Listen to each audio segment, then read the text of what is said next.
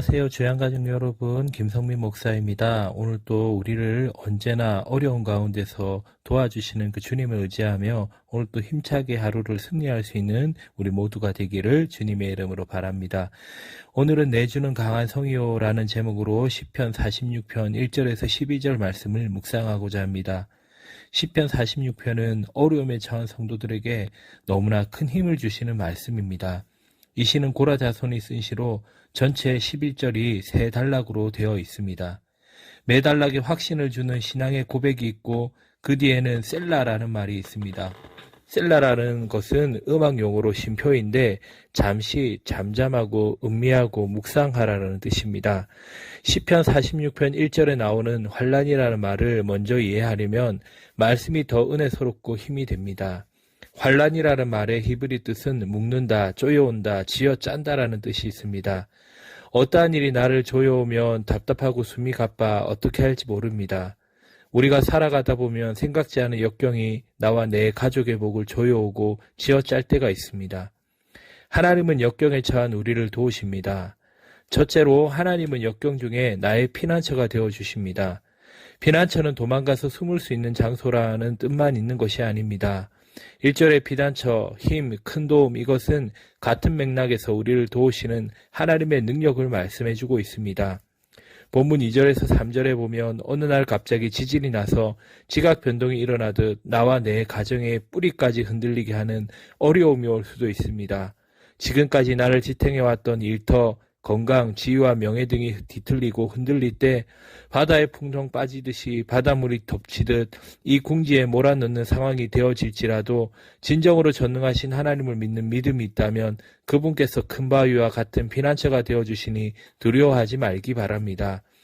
둘째, 하나님은 역경 중에 생수의 강이 되어주십니다. 한 시내가에서 나뉘어 흘러 하나님의 성 곧 지존하신 이의 성소를 기쁘게 하도다라고 말씀합니다. 예루살렘 성은 높은 지대에 위치하고 있습니다. 그러므로 그곳에는 자연적인 시내가 있을 리 없습니다. 그래서 역사에 의하면 히스기야 왕이 기발한 아이디어로 바위에 구멍을 뚫어 인공 시내를 만들어 물을 공급했습니다. 물이 귀한 예루살렘에 시냇물이 흐르자 온 백성이 친송하고 기뻐했듯이 하나님께서 생수가 되어 그 성중에 계시어 우리를 돕고 계시니 절대 두려워하지 말아야 됩니다. 역경으로 인해 불안에 떨고 있는 자를 위로하기 위해 성령님이 우리에게 오십니다. 지금 상황이 어떤 상황입니까? 문 나라가 떠들며 왕국이 흔들렸더니 라고 말을 합니다. 이방인들이 하나님의 백성들을 괴롭히려고 떠들며 소동하고 있었습니다. 왕국이 흔들렸더라는 말씀은 나라들이 몰려오지만 하나님께서 소리 즉 진노하시니 하나님의 징계를 받은 이방인들이 공포에 떨고 있습니다.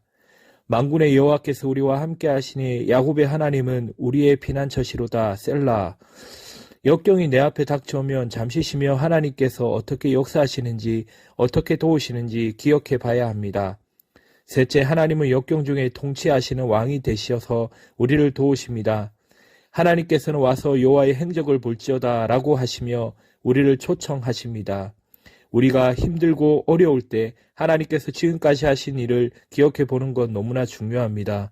과연 하나님께서 내가 신앙인답게 살지 못하고 세상과 짝할 때 어떻게 하셨습니까? 하루아침에 나 몰라라 내치셨습니까? 아닙니다. 회개하기를 기다리며 그래도 나를 도우셨습니다. 30년 키워놓은 아들이 장가 보내놨더니 그 아들은 며느리가 자기 스타일로 바꾸는데 사흘밖에 걸리지 않더라는 말이 있듯이 독생자까지 십자가에 죽으시면서까지 구원해놨더니 하나님의 뜻을 거역하고 맡긴 사명 기피하며 제멋대로 살았어도 하나님은 나를 버리지 않고 이제까지 지켜주셨습니다. 시편 46편은 열왕기하 18장, 19장을 배경으로 해서 기록되었다고 보고 있습니다. 저가 땅끝까지 전쟁을 쉬게 하시며 활을 꺾고 창을 끊으며 수레를 불사르시는 도다. 9절 말씀입니다. 무슨 말씀입니까? 우리의 삶의 현장이 바로 전쟁터와 같습니다. 그럴 때 주께서 나를 초청하십니다. 그리고 너희는 가만히 있어 내가 하나님 됨을 알지어다라고 10절에 말씀합니다. 역경 중에 있을 때 안절부절하지 말라. 내가 안달한다고 해서 되는 것이 아니라 손을 떼다. 그리고 내가 통치자임을 알고 나를 바라보라라는 말씀입니다. 착각하지 마십시다. 하나님만이 통치자이십니다. 내가 무슨 일을 할 수 있는 것이 아닙니다. 오직 하나님께서만 하실 수 있습니다. 사랑하는 성도 여러분, 내가 무능력한 사람으로 낙인 찍히고 내 가정을 위해 더 이상 어떻게 해줄 수 없는 상황에 다다랐을 때 이렇게 하라고 하나님께서는 우리를 초청하십니다. 너희는 가만히 있어 내가 하나님됨을 알지어다. 수많은 문제들이 둘러싸여 있는 전쟁과 같은 상황에서 어떻게 해야 할 기력도 없을 때 주님께서는 모든 문제를 내려놓으라고 말씀하십니다. 하나님은 역경 중에 나의 피난처가 되어주십니다. 역경으로 목말라 하는 나에게 생수가 되어주십니다. 통치하는 왕이 되셔서 나를 도와주시니 잠잠히 하나님만 바라보며 하나님이 하나님됨을 체험하는 우리 모두가 되기를 주의 이름으로 바랍니다.